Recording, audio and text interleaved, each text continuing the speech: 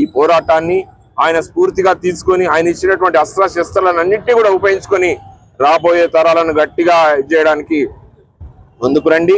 అలాగే ఎవరైతే కొంతమంది ఉన్నారో ఈరోజు కేవలం ఓన్లీ ఫోటోలకు దండలేసి మమ అనిపించి వాళ్ళ ఓట్లను దండుకోవాలని చూస్తున్నారో వాళ్ళకి గట్టిగా బుద్ధి చెప్పండి. అవకాశవాద రాజకీయాలను గట్టిగా తొక్కండి. అలాగే వారి యొక్క మనస్తత్వాన్ని తెలుసుకోండి. కేవలం ఓట్ల కోసం వచ్చినటువంటి వ్యక్తులందరినీ కూడా సైలెంట్ గా స్మార్ట్ గా పక్కకు పెట్టండి. వారిచ్చే డబ్బులకు లొంగిపోవద్దు, వాళ్ళు ఇచ్చే తాయిలాలకు లొంగిపోవద్దు. వాళ్ళు భుజం మీద చేతేయంగానే నేను పెద్ద ఏది ఒక సెలబ్రిటీతో దిగిన అనేటువంటి కానీ మన గేట్లకు కూడా టచ్ చేయని అటువంటి నాయకులు మనకు అవసరం లేదు.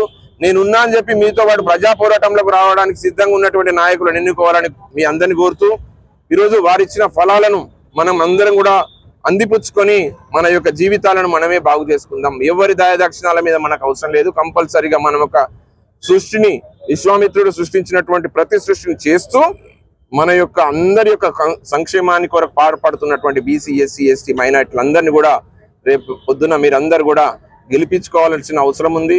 దాని ద్వారానే ఆయన కలలుగన్న రాజ్యాంగం, ఆయన కలలుగన్న ప్రజాస్వామ్యం పరిడవిల్లుతున్న అందరికి